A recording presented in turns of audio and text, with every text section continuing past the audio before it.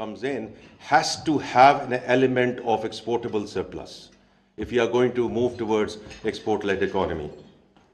I just want to spend a couple of minutes on Davos. I got back over the weekend.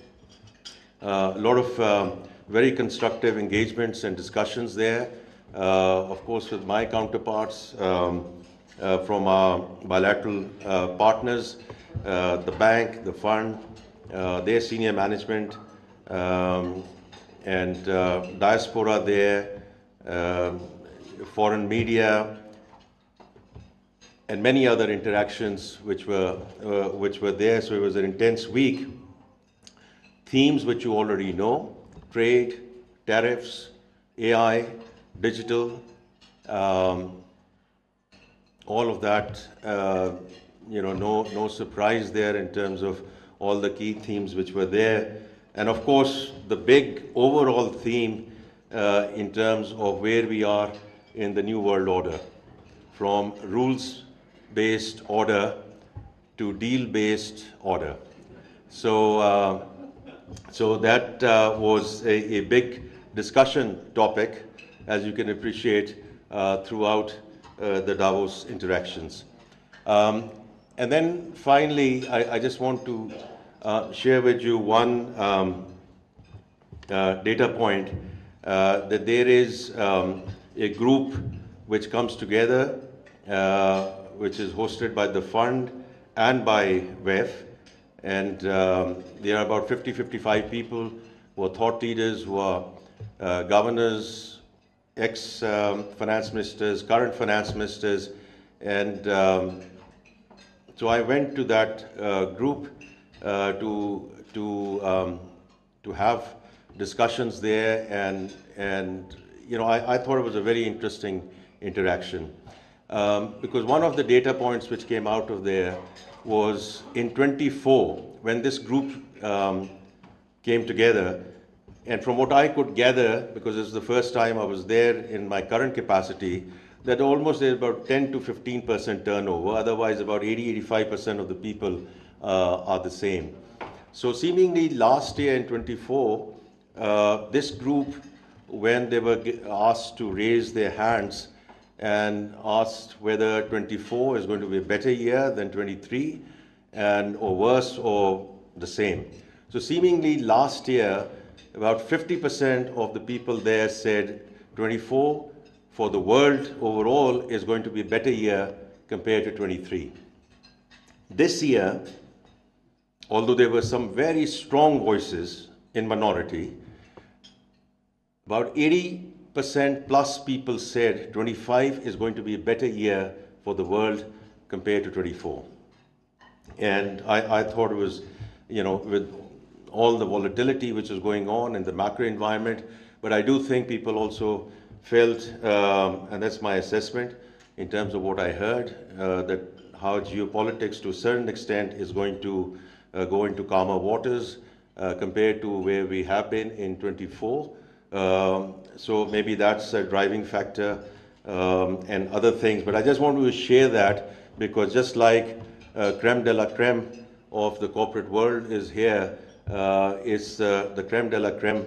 और doctor Ishar साहब, आप तो वहाँ बहुत जाते रहे होंगे, तो this is creme de la creme, people who are not only thought leaders but movers and shakers of the world economy. So that's Davos. I think with respect to the macro situation, I had the distinct privilege and honor of being hosted by BBC and the general membership about a month back, so I'm not going to go back and mention everything that was talked about there in terms of our macroeconomic stability and all the factors, but a couple of things which were mentioned by the State Bank yesterday after the Monetary Policy Committee. I think the policy rate coming down, the inflationary expectations certainly for January, and therefore further reduction in policy rates, although it's very much the domain of the central bank. But मैं जो देखता हूँ, I look at KIBOR, because that's what matters for you. It's not the policy rate, it's KIBOR. And if KIBOR is now, around 11% or thereabouts, and if it's coming down, that's where everyone sort of borrows across consumer and industrial segments, etc. That's one piece. Another piece, which was also shared yesterday, of us getting to $13 billion of FX reserves, that will essentially take us to almost sort of 3 months of import cover. And I do think that's a very important milestone that we have, because if all goes well, this is a critical trigger for the economy and the sovereign being re-rated to a single B category. There are many other aspects which, of course, the rating agencies consider, but I do think this is one of the critical factors, and we are moving in that direction on the back of very strong remittance flows, very strong sort of IT export services, and the diversification of exports, etc. The last thing I just want to mention is that yesterday we received and hosted the senior leadership of Pakistan Business Council with respect to the taxation and the taxation measures, because what we have done, and I mentioned it in December when I was at PBC, and the important thing is actions have to speak louder than the intentions or whatever, right? So I said we will prepone the budget discussion because, as I mentioned at that time, I keep on mentioning that what I saw from the outside, and now you can say within the government, we have a broken budget process, because all of you, including all the forums which come in, we have a lot of time and respect for them, but in the April-May timeframe, you spend a lot of time and effort to make your proposals. You spend a lot of time here. We spend a lot of time listening to you. Then when the budget time comes, we do what we need to do in terms of making the math work. And then we have a couple of other months after that in terms of the appeal processes. जो आप में बहुत लोग अमीर हैं वो अखबारों में छापते हैं, जो ज़्यादा नहीं हैं वो सोशल मीडिया पे करते हैं. But another sort of 2 months of appeals and the appeal process. So about 4 months, the entire country comes to a standstill. For what? Because it's not productive. It's not productive. So abhi, what we did was, and what I mentioned to you, in the first week of January, we got the budget process going. And we requested all the government departments to come back to us with their expenditure views and where they are and what they think they are going to be spending or what they need in the next fiscal year. We have gone to all the forums, including PBC, all the associations, all the chambers, asking for their inputs by early Feb, and also the tariff board, including the government inputs, etc. Because we are now in a medium-term program. We are in a 3-month program, a 3-year program. My sitting here as the IMF rep here, so we know where we are, what we have committed, and we are going to stay firm with those commitments. So we also know what you said in the last budget, and also in other interactions that we have had with all of you and various associations. So my thought process was that what you are going to tell us now versus April, May, maybe there is going to be a 5 to 10% differential. Maybe, because things evolve and all that. But we might as well get all of that input now. And during February, we are going to get into those consultations. I mean, of course, you are here. You made the presentation yesterday. I will be going to various chambers along with the Minister of State and FBR colleagues to various chambers during February, because one thing I also had said, and therefore, आप आ गए हैं इस्लामाबाद तो आप आ गए हैं Islamabad. But I always used to say, in our neighboring country, when the budget comes, the Mumbai, Delhi nahi aata, Delhi, Mumbai aati hai. So that's is the thought process which I want to ensure that we go to the chambers, we listen to them, and I've been to Sialkot chamber, I've been to other chambers, and we will do that during the month of February, inshallah, so that by the time we come to March or April, we can come back to you.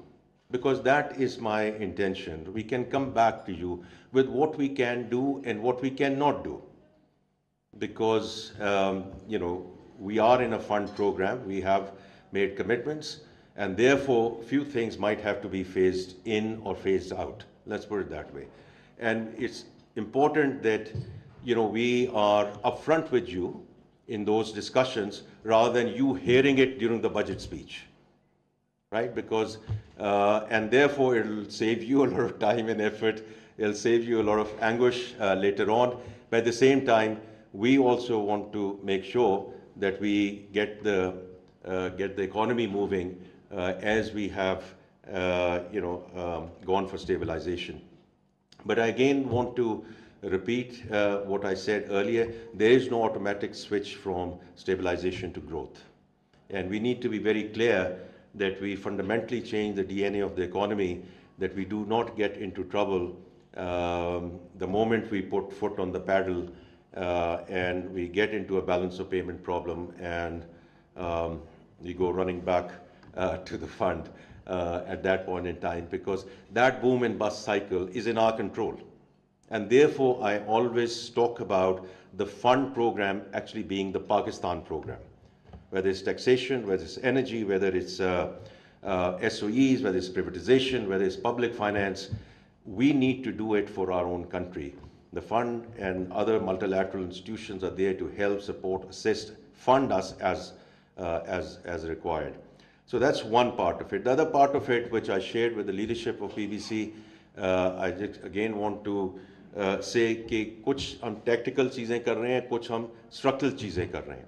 So moving the policy out of FBR and putting it under the finance ministry so that they can focus on collections, I do think is going to again be a fundamentally important thing to do, ताकि ये जो discussion होती है कि हर साल आके आप कोई ना कोई चीज़ change कर देते हैं, when the investors, whether they're local investors or foreign investors, they need not only a policy framework, but they need policy continuity, including in the taxation regime. So that is now in implementation, so that's the second thing I want to mention. The third thing I want to mention, and then I'll close so that we can get into sort of Q&A, is क्योंकि in any transformation is people, process, technology. So while what we are doing on the technology side is fine, the people side are also the actions being taken. The process part of it is very important. So एक चीज़ जिस पे हम काम कर रहे हैं, because it keeps on coming back to the salaried class and and how we can not only do what we need to do in terms of rationalization, that in turn is dependent all other segments stepping up and contributing to the economy, which has been a missing link for decades. But जो simplification में हम कर सकते हैं, जहाँ 70-80% लोग जो हैं salaried class के, उनको ना super tax का issue है, ना CVT का issue है, ना कोई और issue है. वो तो उनका they earn a salary and their tax is deducted at source. So for them, we want to simplify the form in a way that by the time we come to the September time frame or August time frame, कि जब सब लोगों ने अपना tax भरना है, so nirvana would be that none of sort of the 60-70%, if 80% of the salaried class don't have to go to their tax advisors and they don't have to get to their tax lawyers. They do जो B-filer कर रहा है, वो हम क्यों नहीं कर सकते हैं in the FBR? There's no reason why we can't simplify that. Now, that's going to make life tough for the tax advisors and tax lawyers, but as far as I'm concerned, we want to make life simpler for the salaried class in Pakistan, or a dominant part of the salaried class in Pakistan. So that you get onto your screens, you get onto a form, a simple form, you submit. If there's an issue, we'll come back to you. Otherwise, you are done. And most of the countries, which are sort of advanced or not very advanced, they are all pursuing this. They are all doing it, and I think it's the right thing to do in terms of process simplification. And there are many other things that we need to do, but we also have to make sure that we have some quick wins. We do what we need to do in short term, medium term, long term. So this is just one other thing I just wanted to mention, in addition to a very structural thing which we are doing with respect to sort of the policy unit coming into the finance division. With that, I'm going to stop here so that we can get into some Q&A. Thank you.